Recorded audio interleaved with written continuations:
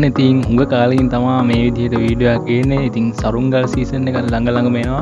කවුරු හරි මගෙන් ඇහුවොත් හදන්න තියෙන අමාරුම සරුංගල මොකක්ද කියලා මට නම් දෙන්න තියෙන උත්තරේ කොම්බුවා කියලා තමයි.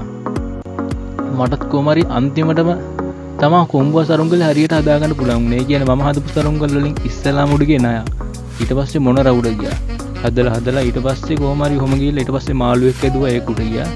ඒත් මං හදන කොම්බුව උඩ යන්නේ නැහැ. ඉතින් කොහොම ගිහිල්ලා කොහොම හරි අන්තිමේදී තමයි මං හදපු කොම්බුවේ උඩ ගියේ. දැන් මට ඕන විදිහකට කොම්බුවේ සුපිරියට මුදුන් වෙන්න හදන්න පුළුවන්. ඉතින් මං ඔයාලට අද කියලා දෙන්න කොම්බුවේ හරියටම කූරිය ගහන්න නැතුව හදන්න ටිප්ස් දෙකක්. ඉතින් ඒ ටිප්ස් දෙකට අනුව හැදුවා සරුංගලේ රැලි නැතු වුණත් උඩ යවන්න පුළුවන් කූරිය ගහන්න නැතුව. ඉතින් මගේ අතේ තියෙනවද කිතුල් පිත්තකුයි උණ බටේකුයි. එන්න යන මාත් එක්ක අපි බලමු කොහොමද මේ සරුංගල හදන්නේ මොනවද ඒ ටිප්ස් දෙක කියලා. ඉතින් යාළුවනේ පළවෙනි ටිප් එක තමයි මේ අපි සුද්ධ කරගත්ත උණ බට කෝටුව මේ කිතුල් පිත්තට සම්බන්ධ කරගන්න තැන. ඉතින් යාළුවනේ අපි මේක ඉස්සරහම මේකේ බැලන්ස් එක බලාගෙන හරියට සුද්ධ කරගෙන මම මේක බැලන්ස් එක බලාගෙන තියෙන්නේ. ඉතින් ඒ බැලන්ස් එක එන තැනට තමයි අපි මේකේ කිතුල් පිත්තට සම්බන්ධ කරගන්නේ. ඉතින් මම දැන් කියන්න ගියේ අපි මේක කිතුල් පිත්තට සම්බන්ධ කරගන්න කිතුල් පිත්ත තැන මොකක්ද කියලා. එතන අපි හරියට මාක් කරගත්තොත් අපිට මේ කොම්බුව හදාගන්න පුළුවන් හරියට. ඒක තමයි පළවෙනි ටිප් එක. ඉතින් අපි බලමු කොහොමද ඒ තැන හරියටම අඳුරගන්නේ කියලා. ඔයාලගේ කිතුල් පිත්ත මේ වගේ අරගෙන මේකේ හරියටම උඩින් ඉඳන් යටට තියෙන දුරෙන් භාගයක් මෙන ගන්න. අන්න ඒ භාගයක් වෙන තැනින් තමයි අපි මේ අත්තට කිතුල් පිත්තට ඔන්නෝම තියලා බැඳ ගන්න ඕනේ. ඉතින් මගේ කිතුල් පිත්තේ භාගයක් එන්නේ මෙන්න මෙතනද. මෙන්න මෙතන තමයි හරියටම භාගයක් එන්නේ. ඉතින් මම එතනින් අත්තට බැඳ ගන්නවා. ඉතින් මේ භාගයට වඩා චුට්ටක් උඩට ගියත් ප්‍රශ්නයක් නැහැ. ඉතින් අපි දැන් මේක කිතුල් පිත්තට සම්බන්ධ කරමු.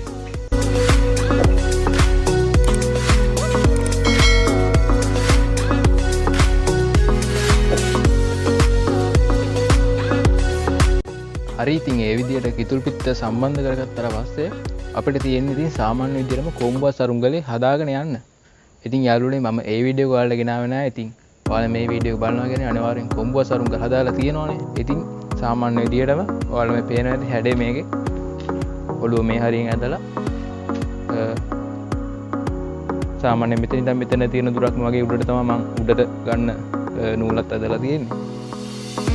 ඒ විදිහට සරුංගලේ ලස්සනට පට්ටම හදාගෙන මේ වගේ නූල් ටිකක් ඇදගෙන තියෙන්නේ මම. ඉතින් ඔයාලත් ඒ විදිහටම කරගෙන සරුංගලේ අලවගෙන අපි යමු මොකද්ද ඊළඟ ටිප් එක කියලා බලන්න.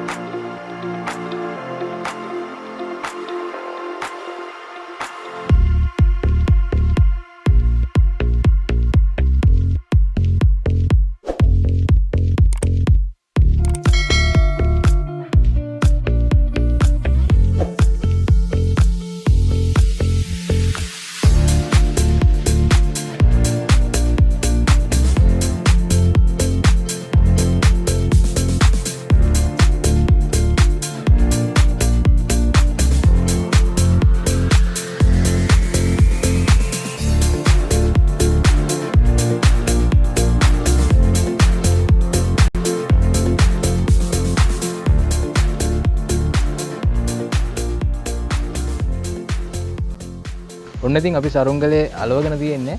දැන් මම ඔයාලට කියන්නම් මොකද්ද ඊළඟ ටිප් එක කියලා. ඉතින් යාළුවනේ අපි මේක සේරුව දාගෙන රැලිත් දාගෙන සේරුව වගේ උඩට ඉස්සුවාම සරුංගලේ හතර පැත්තම බැලන්ස් එකට තියෙන්න ඕනේ. හොට පැත්ත බර වැඩි නම් හොට පැත්ත බර අඩු වෙන තරමට හතර පැත්තම බැලන්ස් වෙන විදියට හොටේ රැලි අඩු කර ගන්න ඕනේ. ඉතින් යාළුවනේ හොට පැත්ත බර නැතුව එකම ගානට උඩයි යටයි සම්බරව තියෙනවා නම් ඒ සරුංගලේ හොඳට උඩ යනවා යාළුවනේ. ඒක තමයි දෙවෙනි ටිප් එක. දැන් අපි මේක වෙල්ඩ ගිහිල්ලා අවල බලමු. කුරිය ගහනවාද නැද්ද? හරියට උඩ යනවාද මොකද වෙන්නේ කියලා. එහෙනම් යන් අපිත් එක්ක වෙල්ඩ.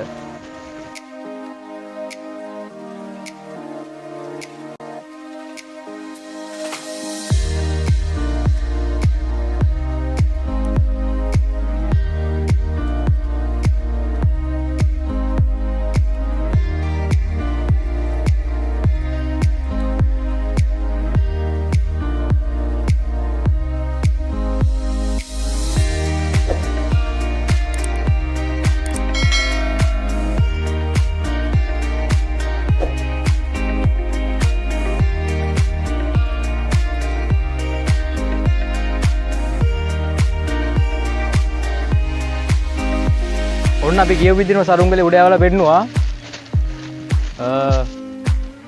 ඔයාලා දකින්න ඇති. ඒ කියන්නේ වනන්නේවත් නැහැ සරුංගලේ මේ විදිහට හැදුවාම. ඉතින් මේක රැලි ගලවල වුණත් යවන්න පුළුවන්. ඉතින් ඔයාලත් අනිවාර්යයෙන්ම මේ විදිහට සරුංගල් හදලා තියෙනවා නම් යටින් මට කියාගෙන යන්න හදලා තියෙනවද නැද්ද? කොහොමද ඔයාලා යද්දගේම කියලා. එහෙනම් මේ සරුංගල් සීසන් එක ඉස්සරහට සුපිරි වීඩියෝ සෙට් එකක් ගේනවා. ඉතින් අපිත් එක්ක දිගටම නැඳලා එන්න. එනදී ගිහින් එන්න.